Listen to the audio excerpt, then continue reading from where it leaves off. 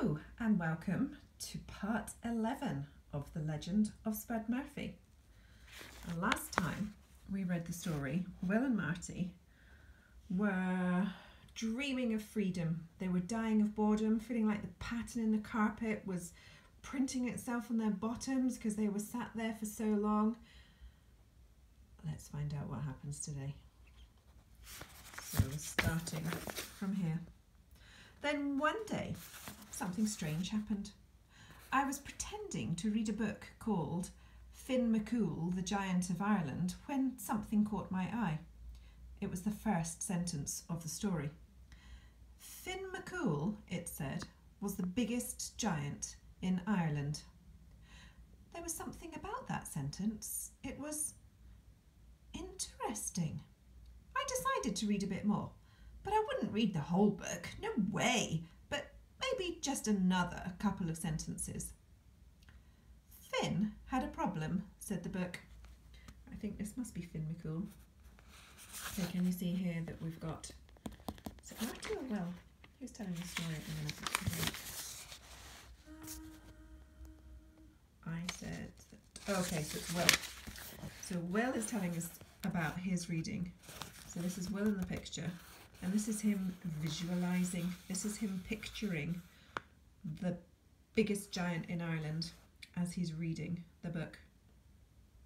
Finn had a problem, said the book. Angus MacTavish, the biggest giant in... Oh dear, here we go. Scotland wanted to fight him. Oh. So who do you think? Is that Finn McCool or Angus MacTavish? It's hard to tell, isn't it? Could be either one of them, don't know. Well, I couldn't stop now. Two giants fighting? Maybe I'd just see how that turned out. And so I read to the end of the page, and then I kept right on reading. Before I knew it, I was lost in the tale of Finn McCool and Angus MacTavish. There was adventure and magic and battles and clever plans. Mountains exploded and wizards slew goblins. Slew means they killed them. Magic goats talked and princesses turned into swans. It was another world. Ready to go? Asked a voice. I looked up. It was Mum. What are you doing here? I asked. There were shopping bags in Mum's hands.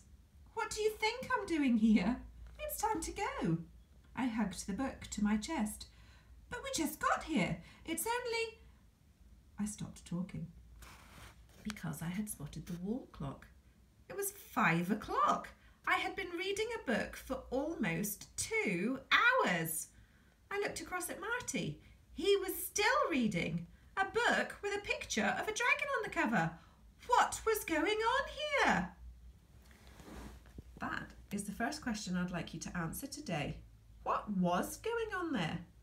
So Will is reading a book about giants and how the biggest giant in Ireland wanted to fight the biggest giant in Scotland.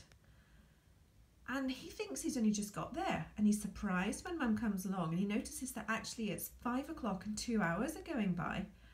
And Marty is still reading, even while he's having this conversation with Mum and all those thoughts. So what was going on there? Remember, I'd like a full sentence answer, so perhaps your answer could begin with, I think that Marty and Will, and you could finish the sentence to let me know what it is. By now, you are very good at doing full sentence answers, so if you think, actually, I can think of a better way to start my sentence, that's fine. You don't have to use my sentence starter. I'm just giving you an idea in case you'd like to know how to get going. So that's question 1. What was going on here? Question 2, remind me, what was Will reading about in his book? So how could we start that sentence? You have a think, I'll have a think. How could you start your sentence that's saying what Will is reading about? Have you thought of something? What I've come up with is a sentence starter of Will was reading a book about, and then you could tell me what it is. But maybe you've thought of a different sentence starter. Quite possibly your sentence starter is better than mine. So it's fine if you want to choose your own sentence starter. Thank you very much. I look forward to getting your emails.